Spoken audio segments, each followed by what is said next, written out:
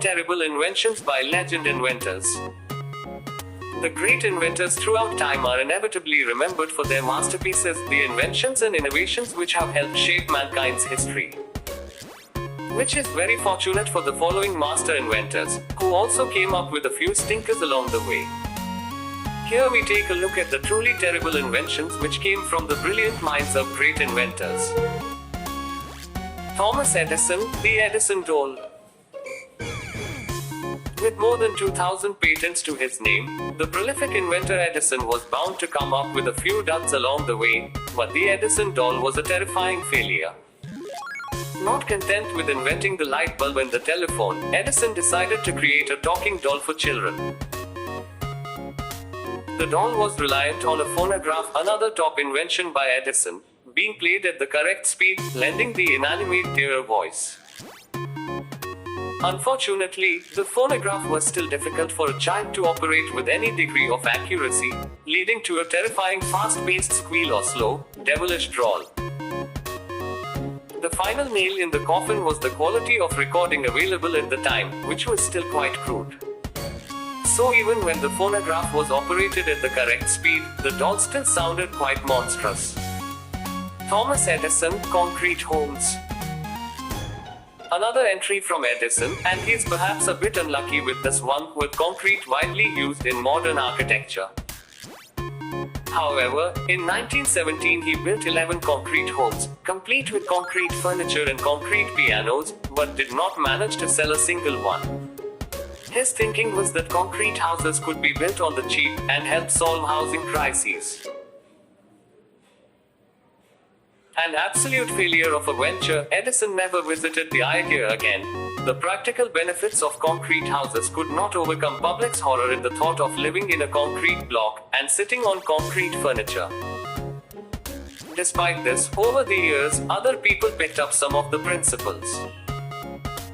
Writer Judy Waring encased her own piano in concrete and reported that the sound quality was actually improved in her account, Edison's Concrete Piano. Leonardo da Vinci, water walking shoes. Seemingly an expert in a limitless number of disciplines, Da Vinci's contribution to the sciences, arts and literature cannot be underestimated, and he is often regarded as one of history's few universal geniuses. Musical instruments, hydraulic pumps and steam cannons were amongst the inventions born from Da Vinci's vast brain, as were the dreadful water walking shoes. Designed to help warriors invade enemy ships and cross moats, the shoes were essentially big inflatable floats attached to the wearer's feet. Following Da Vinci's designs, modern inventors created the shoes and found it near impossible to balance upon them. And even when balance was achieved, walking was entirely impossible. Clive Sinclair, mini television. In the late 1970s and early 1980s, Clive Sinclair was one of the world's biggest names in consumer electronics, inventing the world's pocket calculator and the UK's first mass-market home computer. Sadly, his mini television, released in 1977, was not such a success, plagued by fiddly controls, a tiny screen and unreliable reception. Furthermore, the mini television from Sinclair was not quite small enough to fit in most pockets, so folks were lumped with carrying a mid-sized black brick emitting the fuzz of static. Gunpei Yokoi, the Virtual Boy. In the early 90s, Nintendo was at the height of its power, with the NES, SNES and Game Boy systems all proving to be incredible hits. At the heart of this success was Gunpei Yokoi, the video game designer responsible for many of the company's biggest hit games and consoles. Sadly, he went a little bit too far when he created the Virtual Boy, advertised as the world's first portable games console capable of true 3D graphics. The major and very predictable issue most gamers and concerned parents had with the Virtual Boy was the fact it required players to sit up against the screen to receive the 3D quality graphics. Concerns were raised about the effect this could have on the eyes of players, and the comfort of essentially being strapped into the game's console.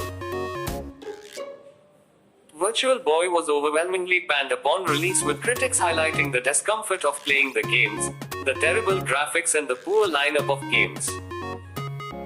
It marked a sad conclusion to Yokoi's tenure at Nintendo, handing his notice into the company not long after the disastrous launch of the console.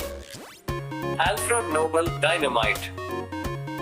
Although no one can doubt the success of Dynamite, its inventor, Alfred Nobel, came to loathe the invention. Designed for use in mining, Dynamite's deadly design lent itself perfectly to more sinister means, something which pained Nobel greatly. So impactful was Dynamite upon Nobel, he donated 95% of his fortune to creating his eponymous awards to celebrate peace and positive scientific breakthroughs. Alexander Graham Bell, dog vocabulary. The father of the telephone's father was a famed elocutionist, so Alexander Graham Bell grew up around the theory of sound and speech. In fact, his father had developed a method to help encourage correct pronunciation in children.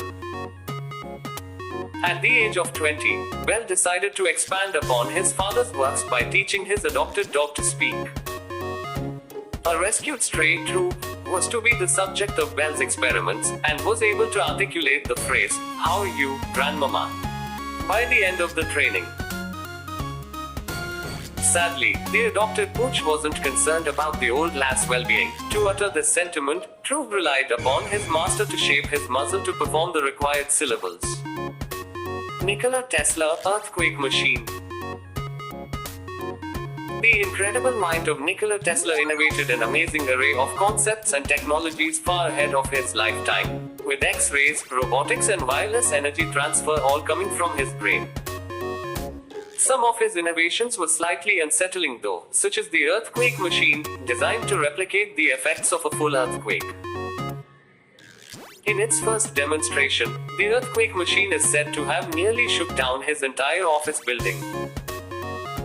Fortunately, Tesla soon realized that this device was probably not something which the world needed in 1898, however, and took a hammer to the earthquake machine. Benjamin Franklin, crotch lesbian suit. As a founding father of the USA, and the inventor of the lightning rod and bifocals, Benjamin Franklin's place in the history books is assured. But in almost Beano-esque fashion, he was also responsible for the crotchless bee suit. A keen beekeeper, Franklin was ever conscious of their stings, so designed his own bee suit. However, he was also overly concerned about the potential to need to urinate during his time with his bees, something which, as a busy man, he had little time to do. And so was born the crotchless bee suit, perfect for urinating during bee-tending duties, rubbish for protecting the nether regions. James Dyson, barrow. The king of vacuum cleaner, public toilet hand dryers and now hair dryers, James Dyson's first invention was a modified version of a wheelbarrow, the barrow. Unsurprisingly, the barrow followed the same design as its predecessor, simply replacing the wheel with a ball. Although it never took off, the barrow was featured on the BBC show, Tomorrow's World. We let Dyson off though, he was only 23 when he came up with the barrow. And he has gone on to use a maneuverable ball in his other inventions, including his famous range of vacuum cleaner.